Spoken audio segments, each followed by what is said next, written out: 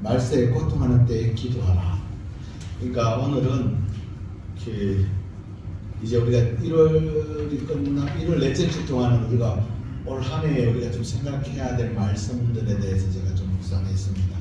술잔이 되기도 하고, 또 묵은 돌이 되기도 하고, 또 복을 끼치는 사람이 되기도 하고, 이런 말씀들을 좀 정언했는데 다시 디모데후서로 다시 우리가 돌아갑니다. 말세다, 세상 끝이다, 이런 말은 수없이 많이 들었을 겁니다. 뭐 억울한 일을 당한다든지 도저히 있어서는 안 되는 일이 일어났다든지 이럴 때 말세다 그렇게 하잖아요. 성경 2000년 전에 예수님께서도 오셨을 때 말세 때를 기록해 두었어요. 이게 자연적인 징조, 전쟁과 기근, 그 다음에 그러다 보니까 도덕적인 타락, 이런 것까지도 쭉 이야기를 해두고 있죠.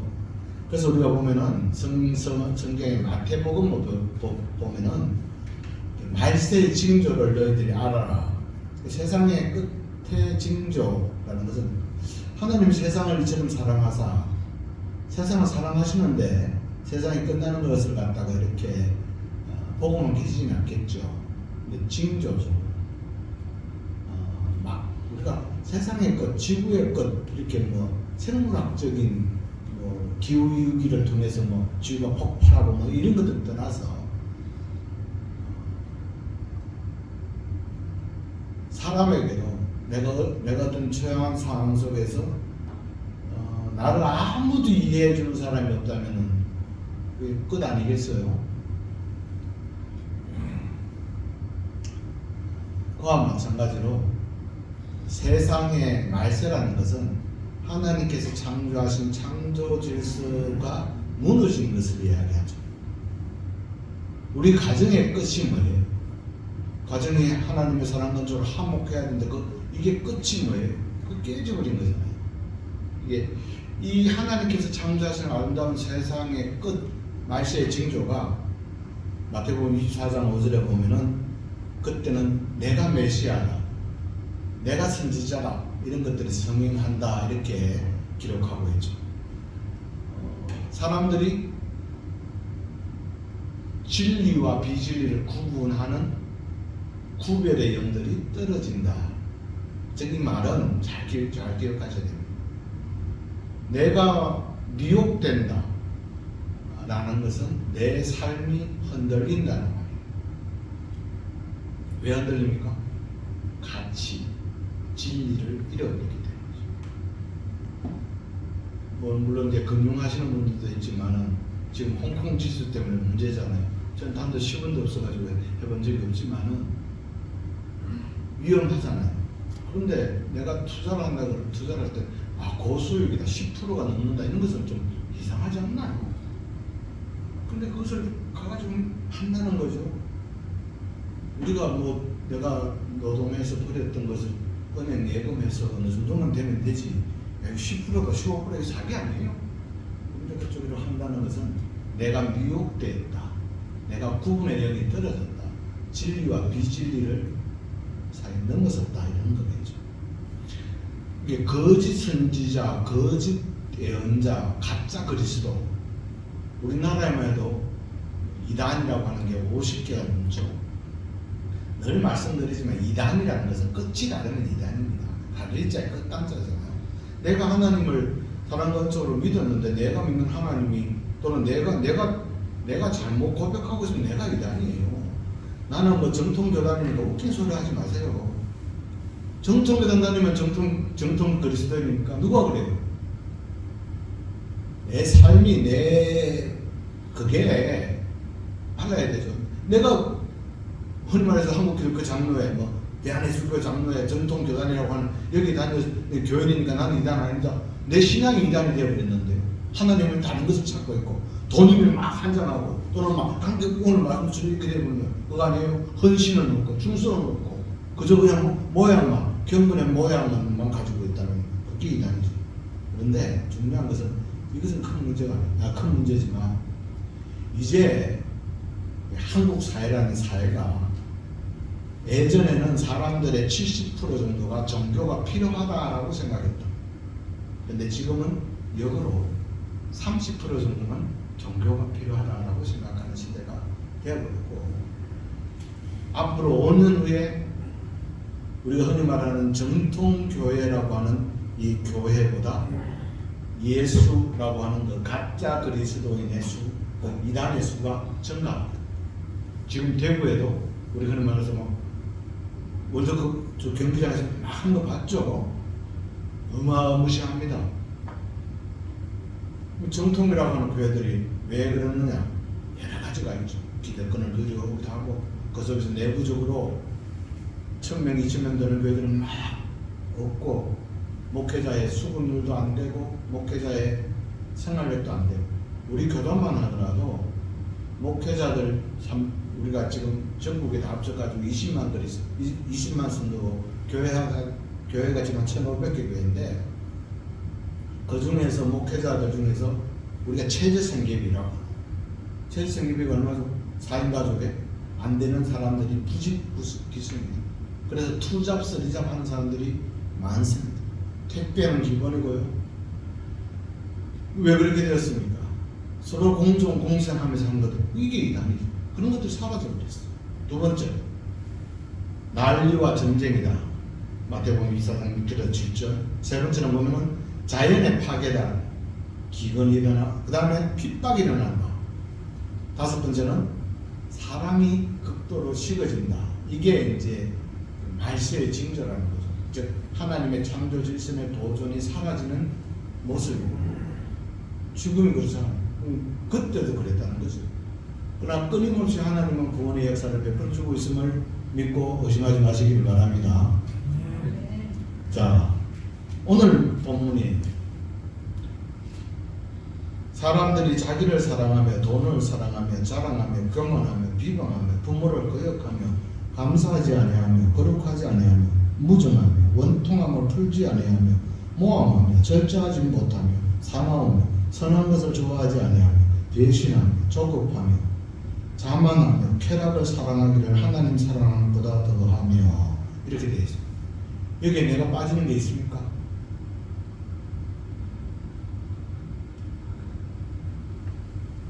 이 세상이 이렇게 흘러가고 그 속에 나도 있죠. 저는 이 문제를 처음 들어와서 가치의 문제, 진리와 비진리, 내가 어느 곳을 두고 있느냐라는 것입니다. 그 속에서 오늘 세대들을 이야기하죠. 이 세대들이 하나님을 떠난다. 하나님 중심이 사라지죠. 창조 질서의 보존이 없어지죠. 내가 유한한 존재라는 것을 잊어버리죠. 영원히 살 것처럼 살아.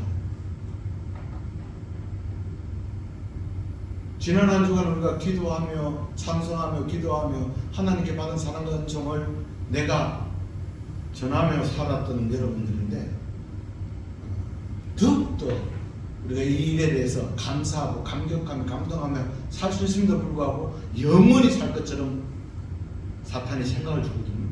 그러면 다음에 후에 이렇게 돼요.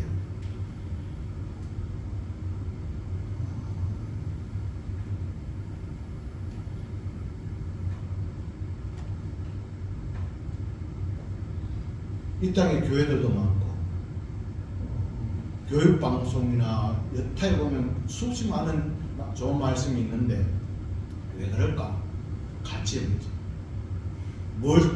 그러니까 내가 유한한 존재, 하나님 앞에 내가 돌아가야 될 존재라는 것을 잊어버리고 무한자인처럼 살아가고 있는, 즉 하나님 중심이라는 말씀이 바로 나는 유한자다라는 거죠.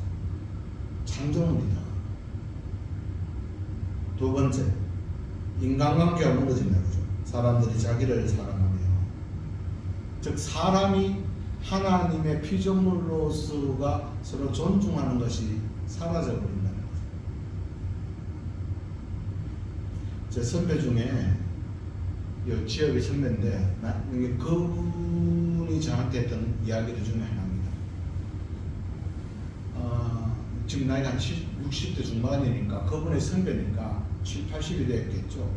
그러니까 한 몇십 년 전에 그분이 대구에 어떤 분이 저한테 그 말을 전했던 분의 선배가 은행의 지점장이었대요.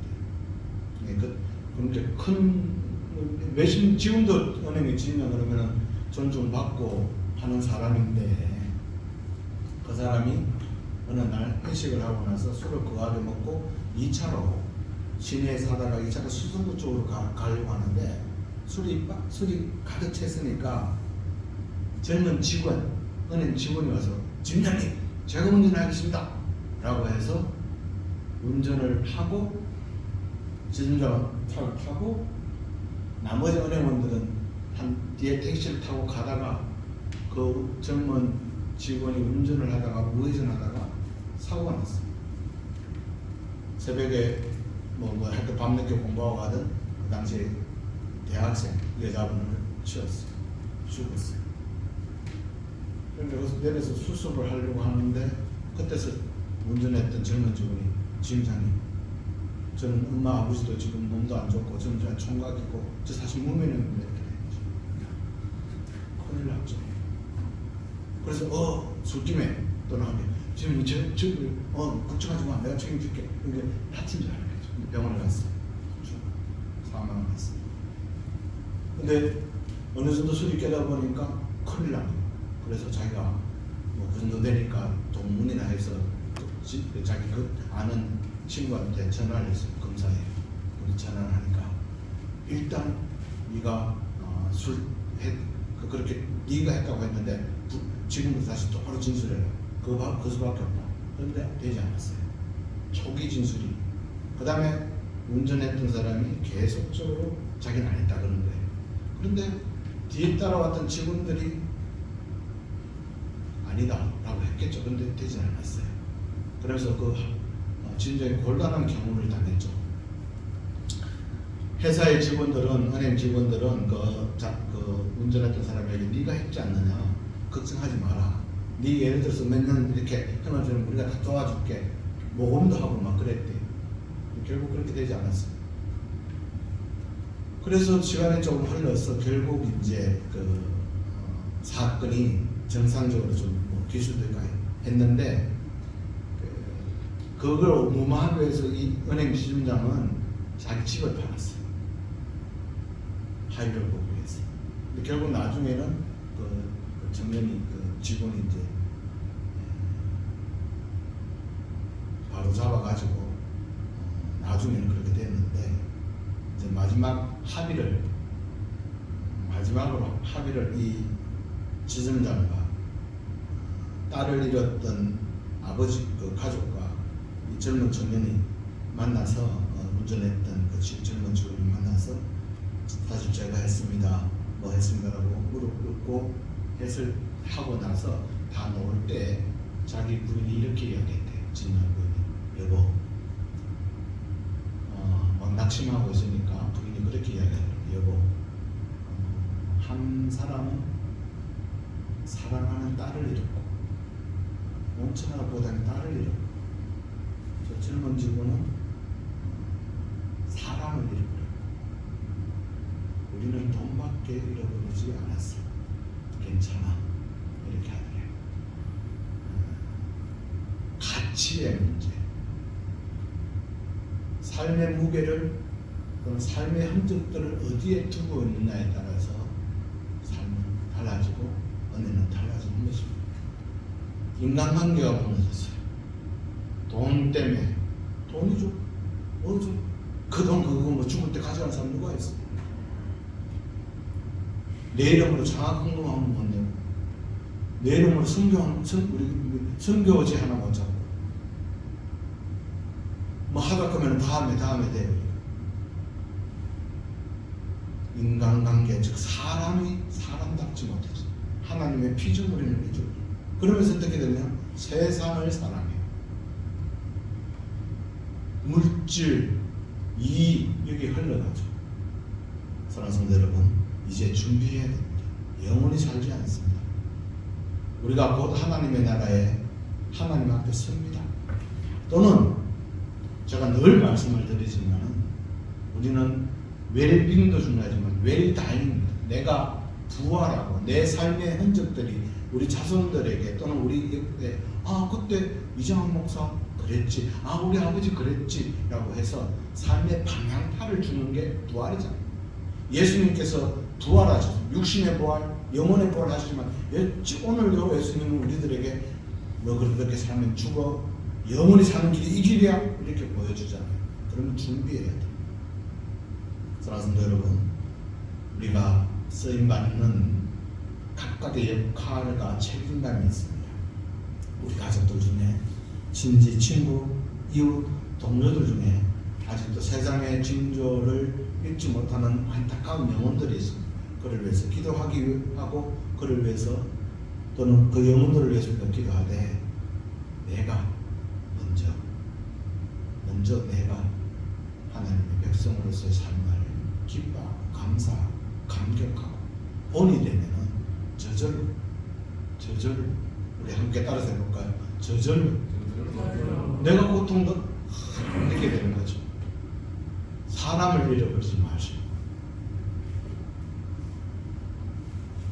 돈을 잃어버리더라도 사람을 잃어버리지 마시고 세상을 잃어버리더라도 하나님을 잃지 마시고 그렇게 살아가는 또 힘찬 우리들 될 수 있기를 주의 이름으로 축복합니다. 기도합니다. 아버지 하나님께서 우리에게 귀하고 복된 위치와 역할과 책임을 주셨습니다. 이 세상을 하나님 보시기에 아름다운 세상으로 만들고 허락하신 가정과 허락하신 직장을 하나님의 공의와 공정과 하나님의 정의가 펼쳐지는 아름다운 삶의 현장으로 만들어가기를 원합니다. 그러기 위해서 먼저 저희들의 하나님 중심, 사람 중심, 하나님께서 우리에게 허락하신 은혜의 중심으로 늘 기뻐하고 감사하고 감격하며 고난 속에서도 하나님께서 주시는 축복을 바라보며 구분하며 삶의 올바른 가치를 진리를 행하며 살아갈 수 있도록 축복하여 주옵소서. 감사드리며 예수님의 이름으로 기도드립니다.